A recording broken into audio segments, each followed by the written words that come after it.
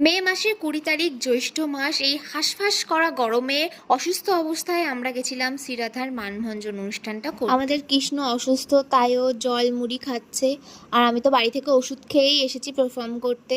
রাধারও খুব মাথা ঘুরছিল, আর এখানে এসে সবাই মাথাতে জুঁই ফুলের মালা দিয়েছে। আর আমার মাইগ্রেন আছে, সেই ফুলের গন্ধে আমার মাইগ্রেন শুরু হয়ে গেছিলো, ভীষণ মাথা যন্ত্রণা করছিল। ওই দিন বছরের সেরা গরম পড়েছিল, আর তারপরে আমাদেরকে এইসব হাবিজাবি জিনিস পরে নাচতে হয়েছে। মানে এই যে লেহেঙ্গা, ঘাগরা, এতগুলো ফুল, গয়নাগাটি আর মেকআপ, কি বলবো। আর কৃষ্ণ আর রাধার ড্রেসটা তোমরা জাস্ট দেখো, ওরা তো আরও বেশি গরম ভোগ করছিল, মানে ওদেরকে দেখে আমার আরও কষ্ট হচ্ছিল। প্রথম লুকটা তো আমার সিম্পল ছিল, আর এখন আমি রাধার সখী গেটআপে রেডি হয়ে গেছি। আমি আমার ফুল লুকটা তোমাদেরকে দেখাচ্ছি।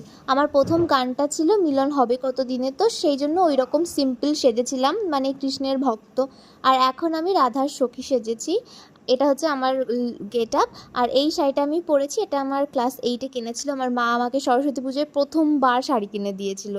এখনও আমাদের ডান্স পারফরমেন্স শেষ হয়নি। প্রথমে নাচ হয়েছে, অনেকগুলোই নাচ হয়েছে, তারপরে রাধার মানভঞ্জন পালাটা শুরু হয়েছে।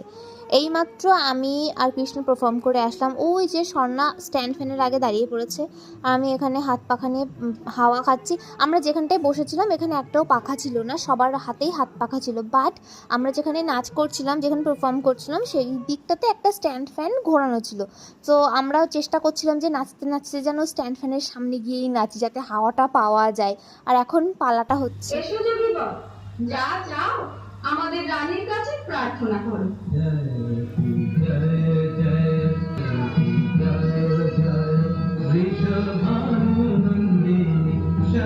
সব সময়ের মতন আজকেও আমার মাই সঙ্গী রয়েছে আমার সাথে। মাকে জিজ্ঞাসা করছিলাম গরম লাগছে কিনা, মা বলছিল না অতটাও লাগছে না, একটু একটু হাওয়া আসছিল।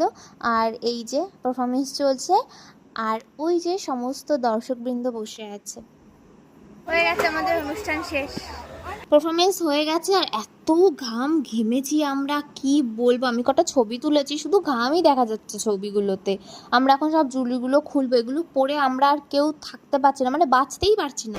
টাটা টাটা করো।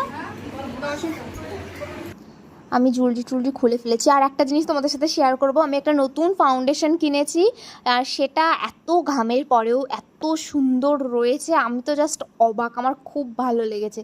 বাড়িতে চলে এসেছি, আর এখন টিফিন খাওয়ার পালা। টিফিনে ছিল লাড্ডু, গজা আর লুচি। এই গরমের মধ্যে লুচি তো মানে খাওয়া যাবে না, একটা খেয়েছিলাম আমি। আর সবার প্রথমে লাড্ডু খেয়েছি, আমার ফেভারিট। আমি বাড়ি এসে স্নান করেছি, ফ্রেশ হয়েছি, তারপরে খেতে বসেছি। তো খেতে বসতে বসতে 12:30 বেজে গেছিলো।